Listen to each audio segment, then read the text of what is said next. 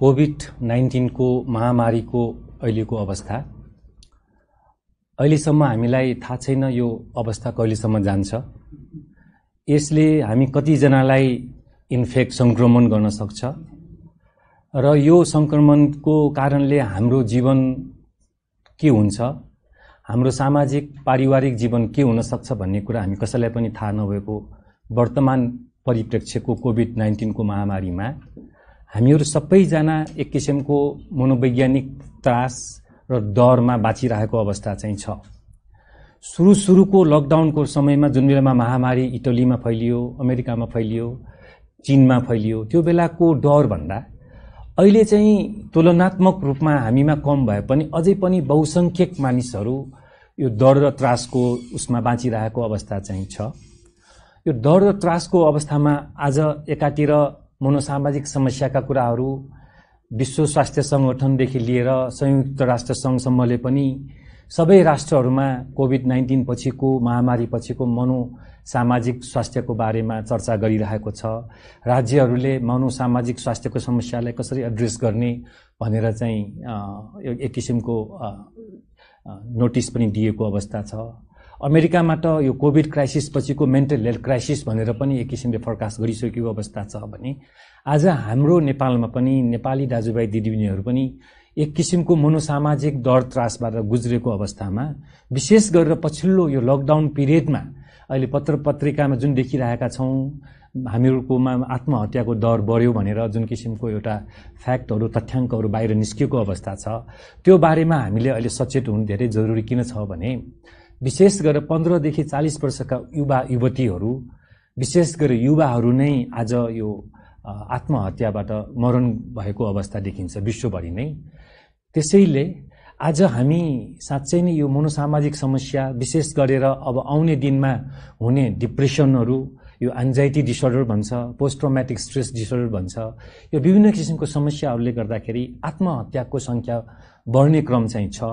नेपालमा पनि पार्लियामेन्टदेखि लिएर पत्रपत्रिकामा यो आत्महत्याको दर वृद्धि भयो भन्ने जुन तथ्याङ्क छ, हामीले कोभिड-19 भन्दा अगाडिको तथ्याङ्कलाई हेर्यौं भने नेपालमा हरेक दिन 13 देखि 15 जनाले आत्महत्या गर्ने गर्थ्यो भने अहिले आएर यो चाहिँ हरेक दिन चाहिँ 17-18 जनामा करिब 20% मात्र बढेको अवस्था छ। विश्वमा हेर्यौं भने चाहिँ हरेक 40 सेकेन्डमा एक जनाले आत्महत्या गर्छ। कोभिड-19 अगाडिको कुरा गर्दैछौं। र अमेरिकामा हेर्यौं भने हरेक 11 मिनेटमा एक जनाले आत्महत्या गरेर मरण गर्छ। इन्डियामा हरेक 2 मिनेटमा एक जनाले मरण गर्छ आत्महत्याबाट भने नेपालमा हरेक दिन 15 जनाको हाराहारी भएको बेलामा अहिले करिब 20%ले आत्महत्याको दर वृद्धि भएको देखिन्छ। यस तथ्याङ्कलाई मध्यनजर राखेर अब हामीले विशेष गरेर यो युवा युवतीहरू 20 देखि 40 वर्षका उमेरका युवा युवतीहरूमा विशेष गरेर अझ क्वारेन्टाइनमा बसेको अवस्था, आइसोलेसनमा बसेको अवस्था र घर-घरमा लकडाउनमा बसेको अवस्थाले यो मनोसामाजिक समस्याहरूमा एक किसिमको नकारात्मक प्रभाव परेर डिप्रेसन बढेर आत्महत्या गरेको देखिन्छ। किन मानिसले आत्महत्या गर्छ त? मानिस किन आत्महत्या गर्न प्रेरित हुन्छ? हामीले तथ्याङ्कलाई वैज्ञानिक तथ्याङ्कलाई मान्ने हो भने विश्वमा यति धेरै आत्महत्या भइरहेको अवस्था र आज कोभिड-19 को महामारीले गर्दाखेरि हामीहरू विभिन्न आर्थिक समस्यामा छौं, सामाजिक समस्यामा छौं, पारिवारिक समस्यामा छौं।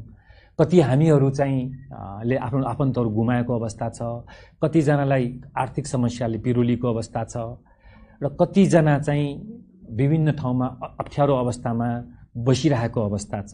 यी विभिन्न कारणले गर्दाखेरि मानसिक तनाव झेल्न नसकेर मनोविज्ञानको पोइन्ट अफ भ्यूले हेर्यौं भने चाहिँ हामीले यो तनावलाई जुन किसिमले वहन गर्नुपर्ने हो, कतिपय हाम्रा दाजुभाइ दिदीबहिनीहरूले एक किसिमको मनोविज्ञान कमजोर भएर भनौं, एक किसिमको उहाँहरुमा डिप्रेसन बढेर भनौं, अथवा कतिपय मान्छेलाई विभिन्न किसिमका तनावहरूलाई झेल्न नसकेर आवेशमा आएर कसैको चाहिँ रिलेसनशिप ब्रेक भएको हुन सक्छ, कसैलाई एकदम ठूलो आर्थिक समस्या भएको हुन्छ। यो आवेशमा आएर मनोविज्ञानमा के भइदिन्छ भन्दाखेरि एक किसिमको हेल्पलेस होपलेस भन्छ। जीवन बाँच्नुको कुनै सार्थकता छैन, म बाँचेर नि के गर्न सक्छु, म अब यो पृथ्वीको भार भइसकेँ, म मर्यो भने बरु मेरो परिवार मेरो समाजलाई केही भार पर्दैन कि भन्ने किसिमको एक किसिमको एउटा मनोविज्ञान, नेगेटिभ मनोविज्ञान भनौं, जसको कारणले गर्दाखेरि कति मान्छेहरूले यो कुराहरू आफन्तहरूसँग प्रकट गरेको हुन्छ कि अब उसले एउटा किसिमको सिग्नल दिएको हुन्छ, लक्षणहरू दिएको हुन्छ कि मलाई बाँच्ने रहर छैन, म बाँच्नुको सार छैन। अथवा कोही कोही मानिसहरूले त आत्महत्याको सोच आएपछि तयारीहरू गर्छन्, औषधिहरू, कीटनाशक औषधिहरू किन्न जान्छन्, अथवा चाहिँ डोरीहरू झुन्डिएर मर्नको लागि डोरीहरू किन्न जान्छन्, अथवा विदेशतिर त युरोपहरू, अमेरिकातिर त गनहरू, बन्दुकहरूको सहायता पनि लिने गरेको देखिन्छ। त्यसैले हामी, हाम्रा नेपाली दाजुभाइ दिदीबहिनीहरू विभिन्न कारणले हाम्रो मनोविज्ञानमा उत्पन्न भएका यस्ता किसिमका नकारात्मक कुराहरूले गर्दाखेरि आवेशमा आएर साँच्चै नै मृत्यु नै मेरो लागि यो अल्टिमेट उपाय हो भनेर सोचेर जब यस्तो किसिमको बानी बेहोराहरू हामीले देख्छौँ, आफन्तहरूले देख्नुहुन्छ, साथीभाइहरूले देख्नुहुन्छ, एकान्तमा बस्ने, एक्लै बस्न रुचाउने, जहिले पनि नकारात्मक कुराहरू गर्ने, अनि सायद म मर्यो भने चाहिँ मेरो परिवार समाजले सुख हुन्छ भन्ने किसिमको विभिन्न किसिमको एउटा सुसाइडल थट्सहरू भन्छ, एउटा परिसूचकहरू, यो आत्महत्याभन्दा पहिला आउने जुन किसिमका यो परिसूचकहरू हुन्छ, यस्ता कुराहरू हामीले देख्यौँ, भोग्यौँ। हाम्रा क्वारेन्टाइनमा बस्ने हाम्रो दाजुभाइ दिदीबहिनीहरूले एक्सप्रेस गरेको खण्डमा अथवा हाम्रा परिवारका सदस्यहरूले थाहा पाएको खण्डमा हामीले के बुझ्नुपर्छ भने यो मनोविज्ञान कमजोर त केही समयको लागि मात्र हो, क्षणिक हो। यो क्षणिक टाइममा भएको मनोविज्ञानले मान्छेको ज्यानै लिने, आवेशमा आएर ज्यानै लिने हुनसक्ने भएको हुनाले हामी यसप्रति सतर्क हुनुपर्छ। हामीले यसप्रति चाहिँ विशेष रूपमा के ख्याल गर्नुपर्छ भने हाम्रा यी दाजुभाइ दिदीबहिनीहरूलाई एक किसिमको एउटा सान्त्वना दिनुपर्छ।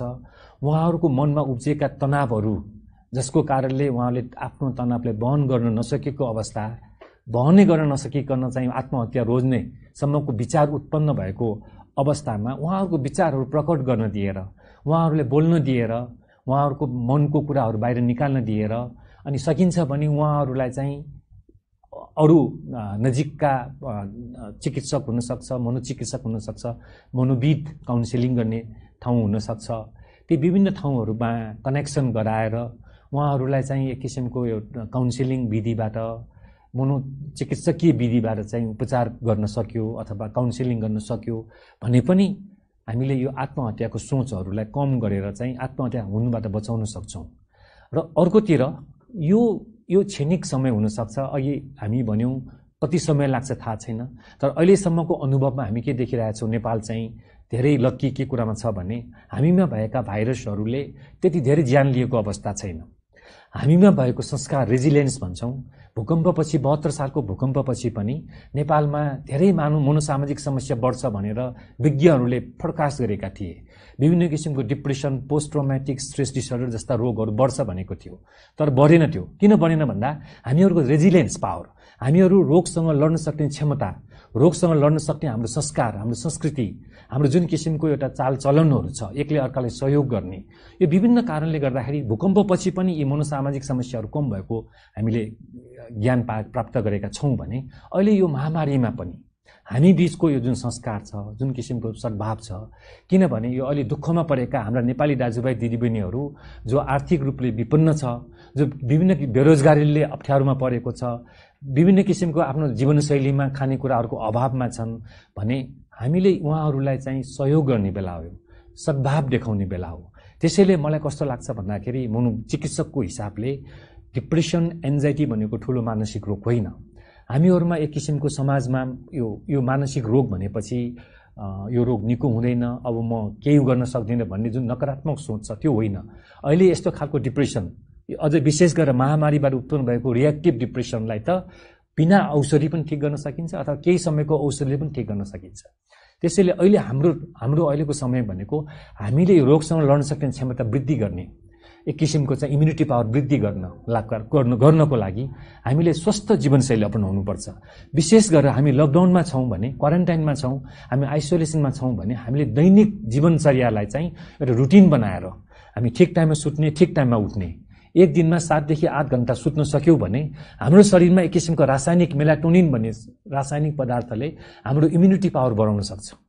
हामीले सन्तुलित खानेकुरा खायौँ, विशेष गरेर भिटामिन सीहरू र घाम, भिटामिन डी प्राप्त गर्ने, भिटामिन सी खाने, मल्टिभिटामिन के अरे यो फलफुलहरू खाने, सागपातहरू खाने, सन्तुलित खाना खाने, यसले पनि रोगसँग लड्न सक्ने इम्युनिटी पावर बढाउन सक्छ। हामीले दैनिक एक किसिम एक्सर्साइजहरू, योगाहरू, मेडिटेसनहरू जसले के गर्छ भन्दाखेरि हाम्रो शरीरभित्र उत्पन्न हुने नकारात्मक हर्मोनहरू, विशेष गरेर कोर्टिसोल हर्मोन भन्छ, एड्रिनालिन हर्मोन भन्छ, जसले हाम्रो ब्लड प्रेसर हाई गर्न सक्छ, हाम्रो सुगर हाई गर्न सक्छ, भोलि गएर हामीले शारीरिक स्वास्थ्यको कम्प्लिकेसन हुन सक्छ। ती चिज कन्ट्रोल गर्नलाई पनि हामीले व्यायामहरूले नियमित बनाऊ, सन्तुलित खानेकुरा खाऊँ, धेरै नकारात्मक न्युजहरू हेरेर मनोबल कमजोर नगरौँ, आत्मबललाई वृद्धि गरौँ, हाम्रो साइकोलोजीलाई स्ट्रङ बनाऊ, मनोविज्ञानलाई स्ट्रङ बनाऊ। हामीले यो कोरोना भाइरस लागिहाल्यो भने पनि हामीले यसको राम्रो पक्ष भनेको 80% भन्दा बढी त आफै एसिम्प्टोमेटिक र के लक्षणै आउँदैन। बाँकी 20%मा पनि कमसेकम 15% हाम्रा यो बिमारीहरूले चाहिँ हामीले त्यति ठुलो असर पनि पर्दैन।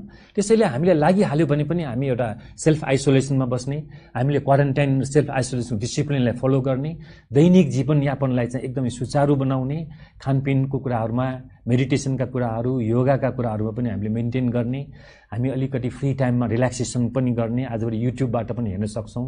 यी विभिन्न किसिमका एउटा स्वस्थ जीवनशैली अपनाएर हाम्रो जीवनलाई पोजिटिभ साइकोलोजी, पोजिटिभ मनोविज्ञानको विकास गरेर जति पनि नेगेटिभ नकारात्मक सोचहरू आएका हाम्रा नेपाली दाजुभाइ दिदीबहिनी जुनसुकै अवस्थामा छ उहाँहरूलाई पनि हामीले उहाँहरूको सान्त्वना, उहाँहरूलाई सहयोग, पारिवारिक सपोर्ट, सामाजिक सपोर्ट दिएर हुन्छ त्यो गरौँ। र राज्यलाई पनि रिक्वेस्ट गर्छु, हाम्रो राज्यलाई, नेपाल सरकार स्वास्थ्य मन्त्रालयले म रिक्वेस्ट गर्छु कि अब समय आइसक्यो, सुसाइड, आत्महत्या रोकथामको लागि राष्ट्रिय रणनीति ल्याउनु पर्यो र विशेष गरेर हटलाइनहरू, यो 24 घण्टा हटलाइनहरू उपलब्ध गराएर हाम्रा यी दाजुभाइ दिदीबहिनीहरूलाई आपद विपद पर्यो, आत्महत्याको सोच आयो भने यो काउन्सिलिङ विधि हुनसक्छ, त्यस उहाँहरूलाई चाहिँ एक किसिमको रिल्याक्सेसन टेक्निकका कुराहरू हुनसक्छ। सर्टेन ठाउँहरूमा जस्तै हाम्रो शिक्षण हस्पिटलमा, टिचिङ हस्पिटलमा, अनि सर्टेन हस्पिटल, पाटन हस्पिटल, एनजिओहरूले पनि हटलाइनहरू सुरु गरेको छ। यसलाई अलग व्यवस्थित गरौँ। 77 जिल्लामा चाहिँ यो खालको हटलाइन सर्भिसहरूले पुरा गरौँ। हामीले त्यहाँ हाम्रा नेपाली दाजुभाइ दिदीबहिनीहरूलाई कम्युनिटीमा चाहिँ यो सम्बन्धी तालिम प्राप्त दिएर यो क्वारेन्टाइनमा बसेका हाम्रा नेपाली दाजुभाइ दिदीबहिनीहरू, आइसोलेसनमा बसेकाहरू र घर घरमा बसेकाहरूलाई हामीले यो आत्महत्या रोकथाम सम्बन्धी जनचेतना फैलाउने कुराहरू गरौँ। यो प्रिभेन्सन, यो रोकथाम हुन सक्ने विषय हो। हामी सबैजना मिलेर रोकथाम गर्न सक्छौँ। त्यसैले हामीले स्वस्थ जीवनशैली अपनाऊ, सकारात्मक सोचको विकास गरौँ। कसैलाई पनि आत्महत्याको सोच छ भने हाम्रो त्रिवी शिक्षण अस्पतालदेखि लिएर विभिन्न ठाउँमा हटलाइनहरू छ। नेपाली दाजुभाइ दिदीबहिनीहरूले नेपालभरिबाट, नेपाल बाहिरबाट पनि हाम्रा मनोचिकित्सक साथीहरू छन्, मनोविदहरू छन्, उहाँहरूले टेलिफोनबाट कन्ट्याक्ट गर्नुहोस्, कसरी स्वस्थ जीवन अपनाउने कुराहरू सल्लाह गर्नुहोस्, काउन्सिलिङ चाहिन्छ भने काउन्सिलिङ लिनुहोस्। म प्रतिज्ञा गर्न सक्छु हाम्रो सबैजना साथीहरू, हाम्रा यो प्रोफेसनहरूले यसमा हामीहरूले सक्दो प्रयास गर्नेछौँ। त्यसैले कसैलाई चाहिँ मनोसामाजिक समस्या आयो, कसैलाई आत्महत्याको सोच आयो, अब यो आएपछि मेरो जीवन बर्बाद हुन्छ भन्ने सोच नगरिकन हामी आज राज्य, समाज, परिवार, विश्व नै यो कोभिड-19 को लडाइँमा छौँ। त्यसैले हामी सबैजना मिलेर यो लडाइँमा हामीहरूले उत्तीर्ण सफल हुनु जरुरी छ। स्वस्थ जीवनशैली अपनाऊ, सकारात्मक सोचको विकास गरौँ, आत्मबललाई बलियो बनाऊ।